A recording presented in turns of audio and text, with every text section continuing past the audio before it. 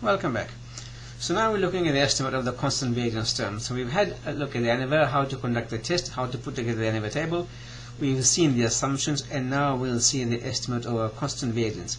So as I said earlier, excuse me, the constant variance, the residual terms are the observed minus the group means.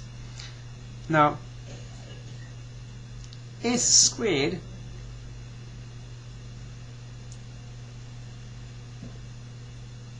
is the estimate of sigma squared. Sigma squared we saw was the variance of epsilon ij.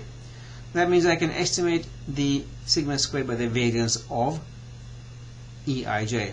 So the way it's done is it's essentially a pooled variance, and so this is sum of squares of residuals over the degrees of freedom of residuals. It's the mean sum of squares of residuals. It's exactly the same if you look at the formula, because my residual sum of squares was n I minus 1 Si squared, and if I divide this by n minus k, see the n minus k actually is, if I just add these up, I get n1 minus 1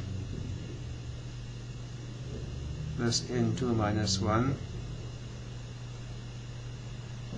plus nk minus 1. That's what I get. So this is nothing more than my pooled variance for the two sample case. So this just follows essentially from the two sample idea. In the Anova table, of course, all I do is I look it up. I look at the mean squares of sum of residuals in the Anova table, and that's my estimate of sigma squared. So for the milk example, I can find that fairly simply by looking at the table. But again, as I say, and this is the important thing, mean sum of squares of residuals in the Anova table, this is equal to my S squared. Now, once I have the estimate of variance, I can do things like calculate confidence intervals.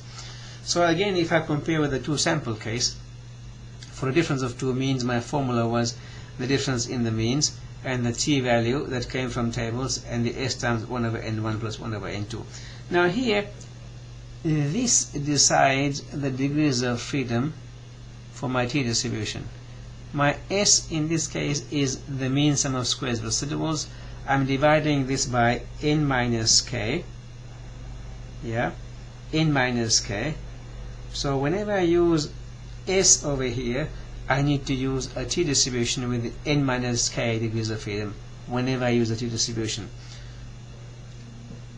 And I've explained that below here, that essentially I have got k group means I have estimated from the data, so that's why it's n minus k. That's something you'll find will be consistent.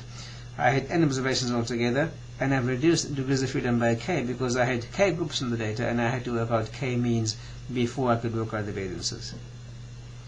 So in the milk example, 95% confidence interval, this is a T15 value, which comes from my Anova table for the milk example. This is the mean sum of squares of residuals, and the sample sizes were 4 and 6, 1 over n1 plus 1 over n2, and so I work out the confidence interval for the milk example for the difference in means between machine 1 and machine 2. For a single mean, the same thing applies as before for the two sample case. Now it's still based on the variance S squared, that is mean sum of squares of residuals, so I still require a T n minus k distribution, but because I'm looking at a single mean, it's S over n1. So in this case, if I'm looking at the milk example, 95% confidence interval for mean mu1 is the sample mean t value that comes from tables, and the rest follows from there.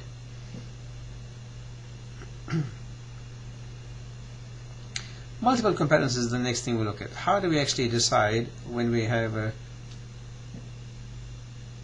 several means to compare, and I've decided the means aren't the same? How do I decide if they're the same or not?